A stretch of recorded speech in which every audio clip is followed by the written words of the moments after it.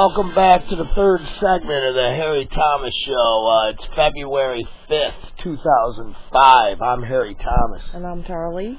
And, I said last week that I was going to take a couple days break in the news, and it never happened. The Bush speech was one of the days that I was supposed to take off, and I didn't. Well, shame on you, but that's okay. But we were talking a little bit on the last segment about the Ward Churchill thing and the attack on the First Amendment, free speech. Anybody who has anything to say that's not toting the government line about September 11th, 2001. Yeah, you're automatically deemed anti-American.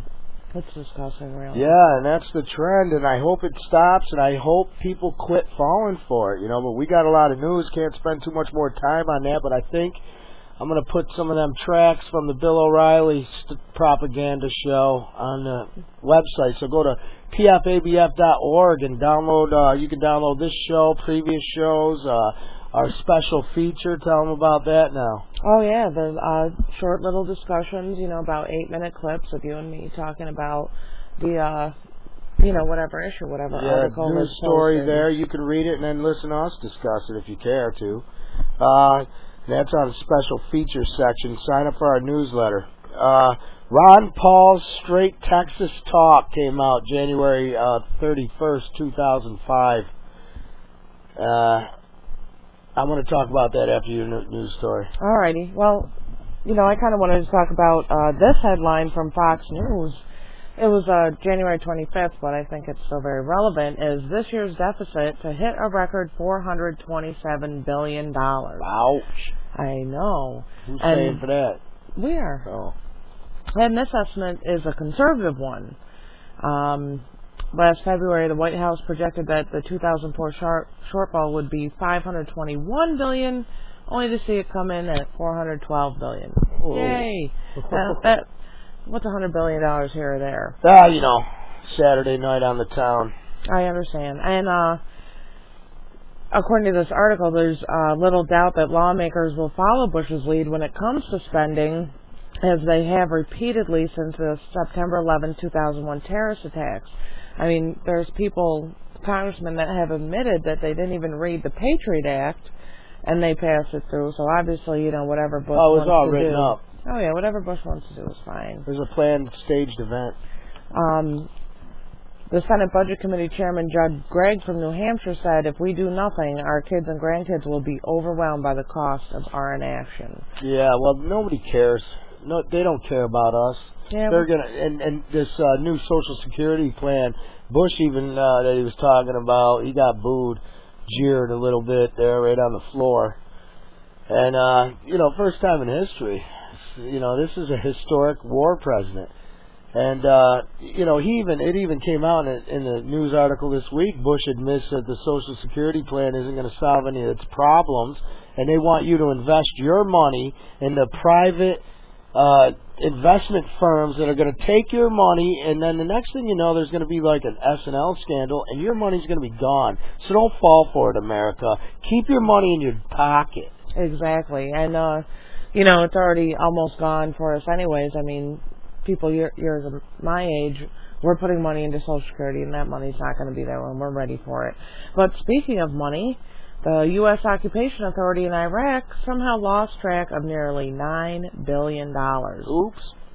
In some instances, money was used to pay what the report calls ghost employees, explaining that out of 8,206 guards on the payroll at one ministry, only 602 could be accounted for. So over 7,000 ghost employees. That's maddening. But I'll tell you what, that's some practice that's been happening for generations also. I mean, corruption. And you people who've got a few $1 million, you're a nobody. Don't you realize that? You with your 30 and 40 and 200 and 300 million dollars Hollywood actor, a guy who owns a business. And what is wrong with you? I mean, you are nothing. You are nothing to these globalists. I mean, they're going to psychologically test your children and drug your children and take blood from you at a traffic stop after a drug-sniffing dog. Yeah, your rights are going to be taken away just along with the rest of us. Yeah, so what the hell is wrong with you toting the line for these people? That, you know, it's sickening. Yeah, it's sickening, and you must stop. It must, because that is a small amount of money when we're talking in the billions and trillions of dollars. A couple $1 million, you know, you may feel financially secure, but... And you agents, you know, sitting here listening on everybody, why don't you do something good for a change and leave Americans alone and guard the borders? Aren't they wide open? I believe so. But yeah. actually, that's all that I'm asking for, is to leave me alone. Yeah, if you guys want to, make money and make all these backdoor deals, that's fine. Go ahead, do what you got to do, but leave me out of it. Don't track me, and don't me give out me of national and world IDs and a global economy. Leave our country alone. Go back to Europe. Yeah. You know, here's you got another related story? Actually, I do. It has to do with our Second Amendment this time. San Francisco waives merits of handgun ban. So we're going from the First to the Second Amendment. Mr. Daley, a member of the Board of Supervisors of San Francisco, has proposed a ban on handguns in the city, prohibiting any resident from making, buying, or even owning them. The thing that makes this one different is that even if you already own one, it's going to be the law that you have to turn them in. This San Francisco? Yes. You know, keep your guns. That's all we have. The largest army in the world is the armed American public, and they're coming for you to enslave you and put you in their prison economy and their cashless society. Wake up to it, people. And if you don't have a gun, get one now. Yep, they are attacking our Bill of Rights, one by one by one. I'll tell you, I've always been, being a deadhead and all, I always thought, I never had a use for a gun. I'm not into violence. I think that we can win this just by not supporting these large corporations and waking up America with information. That's why we want to say to you members out there, make copies of our newsletters. Make copies of the DVDs that we send you. Get them out to people, your co-workers, your family members. Get the word out. And this is all free. We can do it free. We can beat them in a non-violent way. I've always been against guns. And I always thought the gun control was good. I thought their intentions were good. Back when I was younger and they said that they got rid of the nuclear weapons with, agreement with Russia. And I was like, yeah, we need to get rid of it. And I wish we could live in a world without guns. But we need guns to protect ourselves against these terrorists. Well, I totally agree with taking guns out of the hands of criminals. And even this article they refer to Washington, D.C. and Chicago, who have similar gun laws, except, that the people that already had guns could keep them. And it says the long-term trends have not been positive. When Chicago's homicide count dropped 25%, the reason was not the ban so much as a new vigilance in getting guns out of the hands of criminals using laws already on the books in many cases.